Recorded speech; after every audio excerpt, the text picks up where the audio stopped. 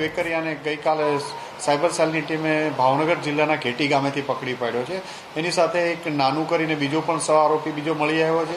આ નાનુના બંને જ્યારે મિલનને એના ગ્રુપને એકાઉન્ટ પ્રોવાઈડ કરવાનું કામ કરતા હતા. અલગ અલગ એ ભાવનગર જિલ્લાનો રહેવાસી છે. મોટા ખોટોડા જે મુવા તાલુકાનું ગામ છે ત્યાંનો રહેવાસી છે.